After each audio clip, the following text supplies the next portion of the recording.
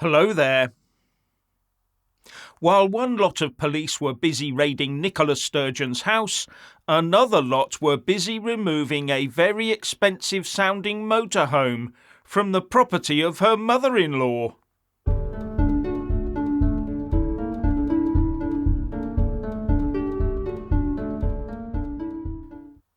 A happy Easter to everyone, and welcome to the SNP show.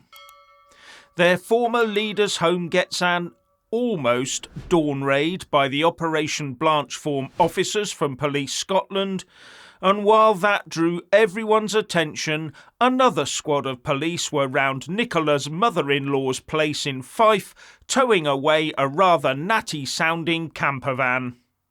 This unit is reportedly a Niseman and Bischoff motorhome, where similar models shift for about 110 grand.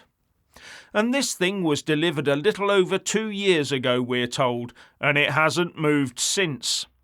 What a waste. But don't speculate, there's no claim that the two events are connected. Yet. Now, to change the subject completely, the Scottish Daily Express did report a few days ago that detectives involved in the Operation Blanchform fraud investigation have probed high-value transactions by the SNP, including vehicle purchases. But I'm sure that's unconnected. Who would be that stupid or think that their accountants, auditors and the public are all that stupid? Anyway, in a separate event, the company that audits the SNP accounts, Johnston Carmichael, has resigned, saying, "We have taken the decision to resign following a review of our client portfolio and existing resources and commitments." Sounds like they have too much work on the books at present. And I do have to wonder if Humza Yousaf is now ruining the day that he won his party's leadership election. He seems to have walked straight out the door and into the path of an oncoming bus. Or maybe motorhome.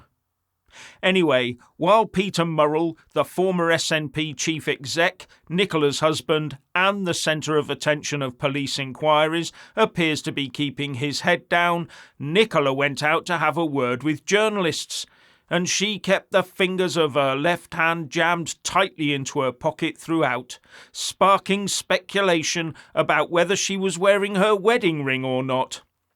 If she'd been visibly wearing it, people would say she's fully supporting her husband, and without it, that divorce is imminent. A bit of a no-win position, maybe. Or maybe better to have kept out of the limelight. But where Nicola is concerned, maybe only the limelight matters. But her right hand was quite busy, and at one stage was pressed firmly against her left shoulder. And I have to say that to me she looked extremely worried and uncomfortable.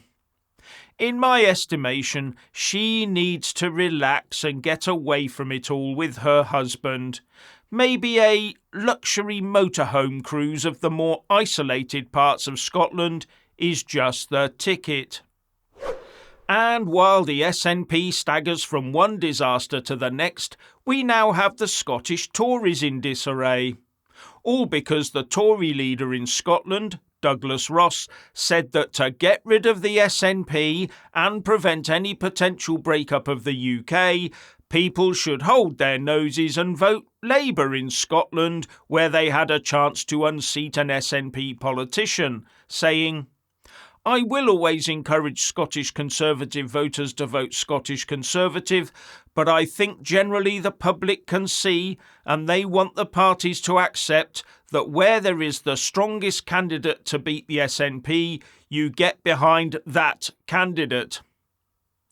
And that has not gone down well in Westminster, where one spokesman said that this was not the Tory position, and one unnamed MP said that electoral pacts with Labour do not work because it's always a one-way street.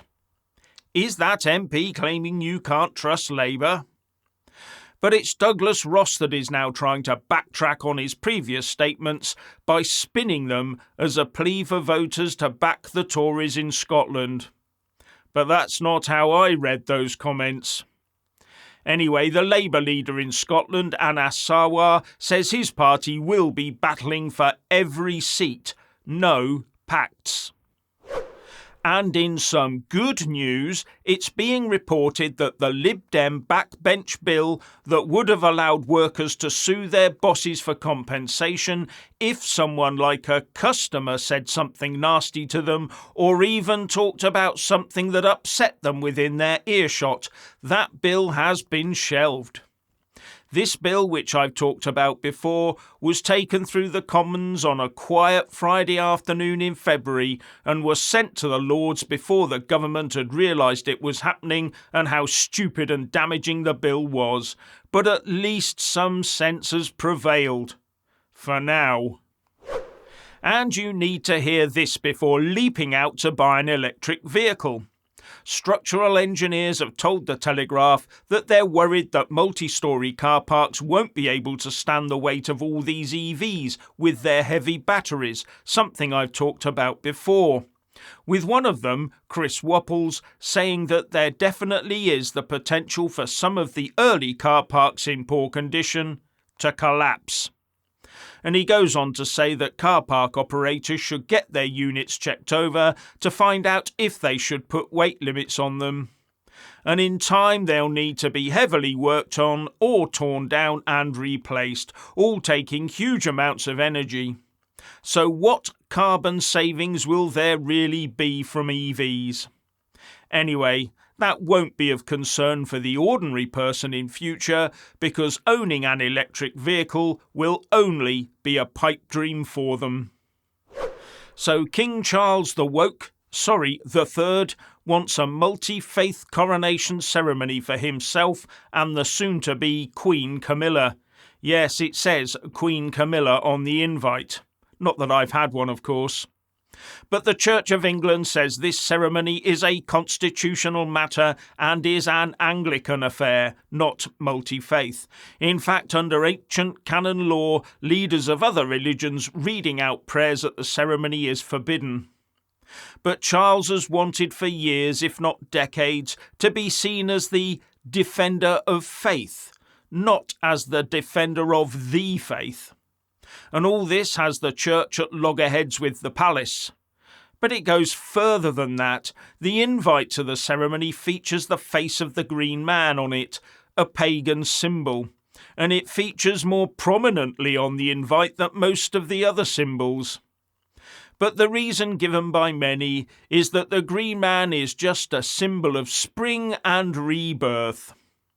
I see all this as the continued erosion of Christianity from our way of life, and if those who wish to see the disappearance of Christianity have their way, whatever comes after it will not be nice. In fact, it may well be hell on earth.